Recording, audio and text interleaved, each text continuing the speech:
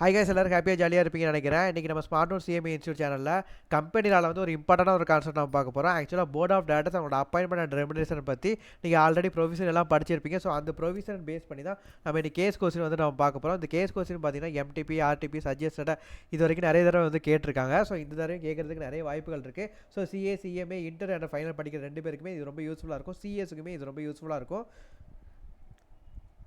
So நம்ம வந்து case கொஸ்டினுக்குள்ளே போவோம். ஃபஸ்ட்டு கொஸ்டின் பாருங்கள். ஃபஸ்ட்டு கொஸ்டின் பார்த்தீங்கன்னா இது என்ன செக்ஷன் பார்த்தீங்கன்னா செக்ஷன் 149(1) படி நம்ம பார்க்க போகிறோம். Maximum and minimum number of directors. So maximum directors வந்து 15 டேரக்டர்ஸ் வந்து நம்ம வந்து அந்த லிமிட் வந்து நம்ம பார்த்துருப்போம். ஸோ அதை பற்றி நம்ம கேஸ் கொஸ்டின் ஒன்று பார்க்க போகிறோம். ஃபஸ்ட்டு கொஸ்டின் பாருங்கள். The articles of association of Rajasthan Ties Private Limited provides that the maximum number of directors in the company shall not exceed 10. ஆக்சுவலாக ராஜஸ்தான் டாய்ஸ் பிரைவேட் லிமிடெட் சொல்லிட்டு ஒரு கம்பெனி இருக்கிறாங்க. அவங்க ப்ரைவேட் லிமிடெட் கம்பெனி.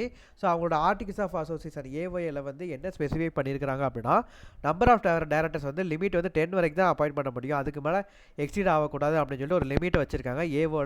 ஏஓஏல வந்து வச்சிருக்காங்க. Present இந்த company case 8 director. கரண்ட்டாக பார்த்தீங்கன்னா 8 டேரக்டர்ஸ் வந்து ஒர்க் பண்ணிட்டு இருக்காங்க. ஸோ 8 டேரக்டர்ஸ் வந்து ஒர்க் பண்ணிட்டு இருக்காங்க. It's board of director decide to increase number of directors from 8 to 16. அதாவது போர்ட் ஆஃப் டேரக்டர்ஸ் வந்து என்ன டிசைட் பண்ணியிருக்காங்கன்னா நம்பர் ஆஃப் டேரக்டர்ஸ் வந்து 8 டேரக்டர் இப்போ ஒர்க் பண்ணிட்டு இருக்காங்க. ஸோ இது வந்து 16 இன்க்ரீஸ் பண்ணலாம் அப்படின்னு சொல்லி ஒரு டெசிஷன் வந்து எடுத்து வச்சிருக்காங்க. So advise whether the provision of the companies at 2013 the board can do. So நம்மள்ட்ட வந்து ப்ரொவிஷன் கேட்டிருக்காங்க. ஸோ இது வந்து நம்ம எப்படி நம்ம வந்து அவங்கள அப்பாயிண்ட் பண்ணலாம் சொல்லி ப்ரொவிஷன் கேட்டிருக்காங்க. ஓகே. ஸோ ஆல்ரெடி 8 டேரக்டர் வந்து ஒர்க் பண்ணிட்டு இருக்காங்க. ஸோ இப்போ 16 டேரக்டராக இன்க்ரீஸ் பண்ணணும் அப்படின்னா அவங்க ஏஓஏல வந்து என்ன சொல்லியிருக்காங்க, 10 டேரக்டர் வரைக்கும் தான் அவங்க அப்பாயிண்ட் பண்ண முடியும்னு சொல்லிட்டு ஒரு லிமிட் வச்சுருக்காங்க. ஸோ ஏஓஏ வந்து நம்ம அல்டர் பண்ணணும். ஸோ ஏஓஏ நம்ம அல்டர் பண்ணி நம்ம இன்க்ரீஸ் பண்ணிக்கலாம். அதுக்கப்புறம் நம்ம 149(1) செக்ஷன் படி பார்த்தீங்கன்னா 15 டேரக்டர்ஸாக நம்ம மேக்ஸிமம் வைக்க முடியும். ஆனால் இந்த இடத்துல 15 தாண்டி 16 டேரக்டர்ஸ் வந்து அப்பாயிண்ட் பண்ணுறாங்க. ஸோ கண்டிப்பாக ஸ்பெஷல் ரிசோல்யூஷன் ஒன்று ஃபார்ம் பண்ணால் மட்டும்தான் 16 டேரக்டர்ஸ் வந்து அப்பாயிண்ட் பண்ண முடியும். ஸோ இந்த இடத்துல பார்த்தீங்கன்னா 2 எஸ்ஆர் வந்து பாஸ் பண்ணணும். முதல் எஸ்ஆர் என்னென்னா ஆர்டிகல்ஸ் ஆஃப் அசோசியேஷனை வந்து சேஞ்ச் பண்ணுறது. அதாவது 10 டேரக்டர்ஸ் மேக்ஸிமம் லிமிட் வச்சுருக்காங்க. அது 16 நம்ம மாற்றணும். ஏஓஏ வந்து அல்டர் பண்ணணும். அதுக்கப்புறம் என்ன அப்படின்னா எஸ்ஆர் வந்து எதுக்கு பாஸ் பண்ணால் மேக்ஸிமம் 15 வரைக்கும் தான் நம்மளால் வைக்க முடியும் 149(1) செக்ஷன் படி. அதை தாண்டி நம்ம இன்க்ரீஸ் பண்ணோம்னா கண்டிப்பாக ஒரு எஸ்ஆர் வந்து பாஸ் பண்ணணும். ஸோ 2 எஸ்ஆர் நம்ம பாஸ் பண்ணால் மட்டும்தான் 8 டேரக்டர் இருக்கிற இடத்துல 16 டேரக்டரை நம்ம அப்பாயிண்ட் பண்ண முடியும். ஓகே. ஸோ ஃபஸ்ட்டு கொஸ்டின் முடிஞ்சிருச்சு. இதில் வந்து கீழே வந்து ஆன்சர் கொடுத்துருக்காங்க. ஸோ எல்லாத்தையும் ரீட் பண்ணி பாருங்கள். நான் ப்ரொவிஷன் அண்ட் எக்ஸ்ப்ளனேஷன் எல்லாமே பண்ணிட்டேன். ஸோ நீங்கள் ரீட் பண்ணி பார்த்தீங்கன்னா இன்னும் பெட்டராக உங்களுக்கு புரியும். ஓகே. இப்போ செகண்ட் கொஸ்டின் பார்ப்போம். As per their articles of association maximum number of directors of each following company is 9. அதாவது ஏஓஏல வந்து என்ன ஸ்பெசிஃபை பண்ணியிருக்காங்கன்னா மேக்ஸிமம் நம்பர் ஆஃப் டேரக்டர்ஸ் வந்து 9 வரைக்கும் தான் நம்ம அப்பாயிண்ட் பண்ண முடியும்னு சொல்லிட்டு ஏஓஏல அந்த கம்பெனிஸ் வந்து ஸ்பெசிஃபை பண்ணியிருக்கிறாங்க. ஸோ இதில் 3 டைப்ஸ் ஆஃப் கம்பெனி கொடுத்துருக்காங்க. ஃபஸ்ட்டு கம்பெனி பார்த்தீங்கன்னா குட் ஹார்ட் கம்பெனி லிமிடெட். இது வந்து public limited company. Second company பார்த்தீங்கன்னா front line trading private limited. இது வந்து private limited company. Third company பார்த்தீங்கன்னா ஹிந்துஸ்தான் சிங்க் லிமிடெட். இது வந்து கவர்மெண்ட் கம்பெனி சொல்லி கொடுத்துருக்காங்க. ஓகே. ஸோ இப்போ பார்த்தீங்கன்னா மேக்ஸிமம் நம்பர் ஆஃப் டேரக்டர் வந்து 15 வரைக்கும் தான் அப்பாயிண்ட் பண்ண முடியும். இது வந்து யாருக்கெல்லாம் எக்ஸப்ஷன் பார்த்தீங்கன்னா கவர்மெண்ட் கம்பெனி செக்ஷன் 8 கம்பெனிக்கு எத்தனை நம்பர் ஆஃப் டேரக்டர்ஸ் வேணாலும் நம்ம அப்பாயிண்ட் பண்ணிக்கலாம். என் நம்பர் ஆஃப் டேரக்டர்ஸ் வந்து நம்ம அப்பாயிண்ட் பண்ணிக்கலாம். ஸோ 15ங்கிற லிமிட் வந்து அவங்களுக்கு கிடையாது. கவர்மெண்ட் கம்பெனிக்கு செக்ஷன் 8 கம்பெனிக்கு கிடையாது. ஸோ தேர்டு கம்பெனி பார்த்தீங்கன்னா ஹிந்துஸ்தான் சிங்க் லிமிடெட். இது வந்து கவர்மெண்ட் கம்பெனி. ஸோ இவங்களுக்கு வந்து மேக்ஸிமம் நம்பர் ஆஃப் டேரக்டர்ஸ் வந்து எவ்வளோ வேணால் அப்பாயிண்ட் பண்ணிக்கலாம். ஸோ அதுக்கு வந்து நம்ம எஸ்ஆர் வந்து பாஸ் பண்ண வேண்டிய அவசியம் இல்லை. ஸோ நெக்ஸ்ட் என்ன கேட்டிருக்காங்க, இந்த board of directors of the aforesaid companies propose to increase the number of directors to 15. 15 வரைக்கும் இன்க்ரீஸ் பண்ண முடியுமா அப்படின்னு சொல்லி கேட்டிருக்காங்க. ஒன்றும் ப்ராப்ளமே கிடையாது. 15 டேரக்டர்ஸுக்கு தான் மேக்ஸிமம் லிமிட். ஸோ நம்ம அப்பாயிண்ட் பண்ணிக்கலாம். ஆனால் இவங்க ஏஓஏல வந்து என்ன ஸ்பெசிஃபை பண்ணியிருக்காங்க, 9 டேரக்டர் தான் மேக்ஸிமம் அப்பாயிண்ட் பண்ண முடியும்னு சொல்லிட்டு ஏஓஏல ஸ்பெசிஃபை பண்ணியிருக்காங்க. ஸோ ஏஓஏ நம்ம அல்டர் பண்ணால் மட்டும்தான் நம்ம 15 டேரக்டர்ஸை அப்பாயிண்ட் பண்ண முடியும். ஸோ ஒரு எஸ்ஆர் நம்ம பாஸ் பண்ணால் போதும். ஆர்டிகல்ஸ் ஆஃப் அசோசியேஷனை அல்டர் பண்ணுறதுக்கு ஒரு ஸ்பெஷல் ரிசொல்யூஷன் பாஸ் பண்ணால் போதும். நம்ம 15 டேரக்டர்ஸை நம்ம அப்பாயிண்ட் பண்ணிக்கலாம். ஸோ அதை பற்றி தான் கீழே ஆன்சரில் கொடுத்துருப்பாங்க. ஸோ நீங்கள் ரீட் பண்ணிக்கோங்க. ஆக்சுவலாக நம்ம என்ன செய்யணும் அப்படின்னா கொஸ்டினில் என்ன கொடுத்துருக்காங்கிறத கிவன் இன்ஃபர்மேஷன் நம்ம எழுதணும். அதுக்கப்புறம் ப்ரொவிஷன் என்னங்கிறத ப்ரொவிஷன் சொல்லி ஒரு ஹெட்டிங் போட்டு ப்ரொவிஷன் ஃபுல்லாமே நம்ம எழுதணும். அதுக்கப்புறம் எக்ஸ்பிளனேஷன் டு த ப்ரொவிஷன் சொல்லிட்டு அந்த ப்ரொவிஷனுக்கும் இந்த கேஸ் லாக்கும் ரிலேட்டடாக இருக்கக்கூடிய சீக்வன்ஸ் ஃபுல்லாக நம்ம எழுதணும். கடைசி அப்சர்வேஷன் ஜட்ஜ்மெண்ட்டு சொல்லிட்டு அந்த ஜட்ஜ்மெண்ட்டு நம்ம கொடுக்கணும். ஓகே. ஸோ இந்த மாதிரி தான் நம்ம எப்போவுமே கேஸ் லா வந்து ப்ரெசென்ட் பண்ணணும். ஓகே. நெக்ஸ்ட் பார்த்தீங்கன்னா உமன் டேரக்டர் பற்றி நம்ம பார்க்கும்போது தேர்ட் கொஸ்டினில் பாருங்கள். Sky limited listed company has been incorporated under the companies at 2013. Okay. Sky limited பார்த்தீங்கன்னா public company listed company. So அவங்க பார்த்தீங்கன்னா கம்பெனி சைடு படி இன்கார்பரேட் பண்ணியிருக்காங்க. ஸோ உமன் டைரக்டரோட ப்ரொவிஷன் பார்த்திங்க அப்படின்னா லிஸ்டட் கம்பெனி இல்லை அன்லிஸ்டட் பப்ளிக் கம்பெனி பொறுத்த வரைக்கும் டேர்ன் ஓவர் வந்து 300 crores எக்ஸீட் ஆகிடுச்சு. பெய்ட் அப் ஷேர் கேபிள் வந்து 100 crores வந்து எக்ஸீட் ஆகிடுச்சு. பாரோயிஸ் வந்து பார்த்திங்கன்னா 50 கோடி வந்து எக்ஸீட் ஆகிட்டு அப்படின்னா கண்டிப்பாக ஒரு உமன் டைரக்டர் வந்து அப்பாயிண்ட் பண்ணி தான் ஆகணும். சப்போஸ் உமன் டைரக்டர் அப்பாயிண்ட் பண்ணதுக்கப்புறம் ஒரு வேக்கண்ட் ஆகிடுச்சு, இப்போ ஒரு உமன் டைரக்டர் தான் ஒரு கம்பெனியில் இருக்கிறாங்க. சப்போஸ் அந்த இடத்துல கேஷுவல் வேக்கண்ட் வந்து கிரியேட் ஆகிடுச்சு, கேஷுவல் அக்கௌண்ட் வந்து கிரியேட் ஆகிடுச்சுன்னு வச்சுக்கோங்க. அந்த இடத்துல வந்து கண்டிப்பாக ரூல்ஸ் படி என்னென்னா கண்டிப்பாக ஒரு உமன் டேரக்டர் வந்து இருக்கணும். இப்போ கேஷுவல் வேக்கண்ட் ஆகிடுச்சு, அந்த இடத்துல எந்த உமன் டேரக்டருமே இல்லை அப்படின்னா அதுக்கு ஒரு ப்ரொவிஷன் ஒரு கொடுத்துருக்காங்க. என்ன அப்படின்னா 3 month அடுத்த கேஷுவல் வேக்கண்ட் ஆகி 3 மாதத்துக்குள்ளே அந்த டேட்டை 3 month டேட்டை நம்ம வச்சுக்கணும். அதுக்கப்புறம் நெக்ஸ்ட்டு போர்டு மீட்டிங். ஸோ இந்த 2 டேட்டில் விச் எவர் இஸ் லேட்டரோ அந்த லேட்டர் டேட்டுக்குள்ளே நம்ம அடுத்த உமன் டைரக்டர் அப்பாயிண்ட் பண்ணணும். ஓகே, ஸோ இதுதான் ப்ரொவிஷன். ஸோ இதில் தேர்ட் கொஸ்டின் நம்ம பார்க்க போகிறோம்.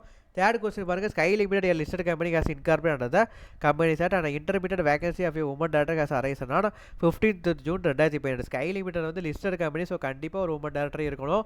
அந்த கம்பெனியில் பார்த்தீங்கன்னா 15th June வந்து ஒரு உமன் டைரக்டர் வந்து இன்டர்மீடியட் வேகன்சி ஆகிட்டாங்க. ஸோ இன்டர்மீடியட் வேகன்சி ஒன்றும் இல்லை, ரூல்ஸ் படி ஒரு உமன் டைரக்டர் இருக்கணும். அந்த உமன் டைரக்டரும் வெளியே போயிட்டாங்க அப்படின்னா அந்த இடத்துல உமன் டைரக்டர் இல்லைன்னு அர்த்தம். ஸோ இது ரூல்ஸ் வந்து கண்டிப்பாக இவங்க வந்து ஃபாலோ பண்ணணுங்கிறதுக்காண்டி இன்டர்மீடியட் வேகன்சி வந்து ஃபில் பண்ணணும். ஓகே, ஸோ அது பேர் தான் இன்டர்மீடியட் வேகன்சி. இன்டர்மீடியட் வேகன்சி அப்படின்னா ரூல்ஸ் படி ஒரு உமன் டைரக்டர் இருக்கணும். இப்போ அந்த உமன் டைரக்டர் வந்து கேஷுவல் வேக்கண்ட் ஆகிட்டாங்க.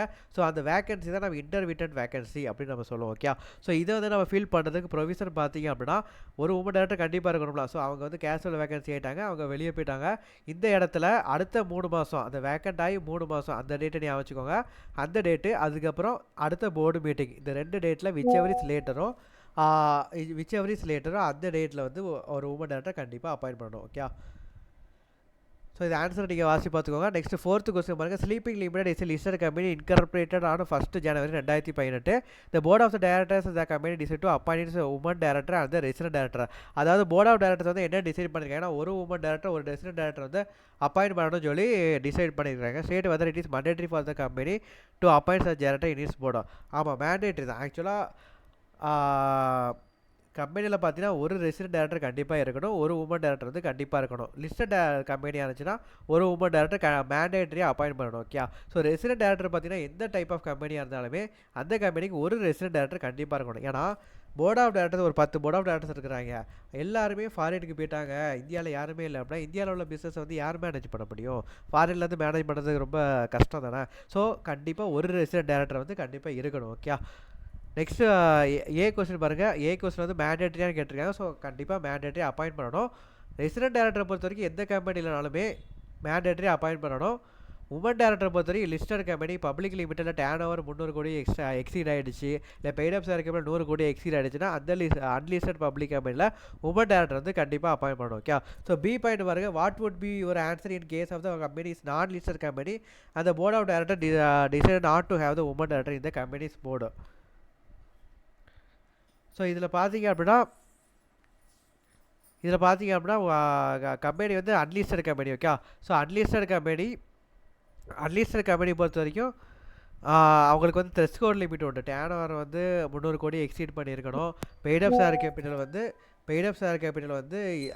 100 கோடி எக்ஸீட் பண்ணியிருக்கணும். ஸோ இந்த சிச்சுவேஷனில் மட்டும்தான் அவங்க வந்து உமன் டைரக்டர் வந்து மேண்டேட்டரி அப்பாயிண்ட் பண்ணுற மாதிரி இருக்கும். ஸோ சி கொஸ்டினில் அதான் கொடுத்துருக்காங்க. சி கொஸ்டினில் பாருங்கள், பெய்ட் அப் ஷேர் கேபிட்டல் வந்து 50 கோடி இருக்குது, அதாவது 100 கோடிக்குள்ளே தான் இருக்குது. டேர்ன் ஓவர் வந்து பார்த்திங்கன்னா 200 கோடி 300 கோடி ரூபாக்குள்ளே தான் இருக்குது. ஸோ இவங்களுக்கு வந்து த்ரெஷ்ஹோல்ட் லிமிட் வந்து எக்ஸீட் ஆகலை. ஸோ உமன் டைரக்டர் வந்து மேண்டேட்டரி அப்பாயிண்ட் பண்ண வேண்டிய அவசியம் இல்லை. ஓகே, நெக்ஸ்ட் இன்றைக்கி வந்து 2 கேஸ் கொஸ்டின் பார்த்துருக்குறோம். 2 செக்ஷன் உள்ள கேஸ் கொஸ்டின் நம்ம பார்த்துருக்குறோம். அப்பாயின்மெண்ட் ஆஃப் டைரக்டர் அந்த செக்ஷன் 152 வந்து நம்ம அடுத்த கிளாஸில் பார்ப்போம். ஓகே, ஸோ இன்றைக்கி வந்து கிளாஸ் வைண்ட் அப் பண்ணுறேன். ஸோ இன்றைக்கி பார்த்தீங்க அப்படின்னா இன்றைக்கி வந்து நம்ம 4 கேஸ் கொஸ்டின் நம்ம பார்த்துருக்குறோம். 4 கேஸ் கொஸ்டின் பார்த்தீங்கன்னா section 149 subsection 1 and woman director பற்றி நம்ம இன்றைக்கி பார்த்துருக்குறோம். ஸோ இதில் வந்து கேஸ்லாம் வந்து சஜஸ்ட்ரி எம்டிபி ஆர்டிபிலேருந்து கேட்ட கொஸ்டின் தான் நம்ம பார்த்துருக்கோம். ஸோ இம்பார்ட்டன்ட் கொஸ்டின் தான். ஸோ அதை வந்து நீங்கள் ஒரு தடவை ரீட் பண்ணி பாருங்கள். உங்களுக்கு வந்து பிடிஎஃப்ல வந்து சென்ட் பண்ணுறேன். ஸோ அதை வந்து நீங்கள் ரீட் பண்ணி பாருங்கள். உங்களுக்கு ஏதாச்சும் டவுட் இருந்துச்சுன்னா நீங்கள் வந்து கமெண்ட் பாக்ஸில் கூட நீங்கள் கேட்கலாம். அதுக்கப்புறம் இந்த கிளாஸ் உங்களுக்கு பிடிச்சிருந்துச்சு அப்படின்னா நீங்கள் லைக் பண்ணுங்கள். உங்களுக்கு டவுட் இருந்துச்சுன்னா கமெண்ட்டில் போட்டு விடுங்க. அதுக்கப்புறம் கண்டினியூஸாக நெக்ஸ்ட் ஃபர்தர் வீடியோஸ் பார்க்குறதுக்கு கண்டிப்பாக நம்ம சேனலை வந்து சப்ஸ்கிரைப் பண்ணுங்கள். Okay, thank you guys. நெக்ஸ்ட் வீடியோஸில் நம்ம பார்ப்போம்.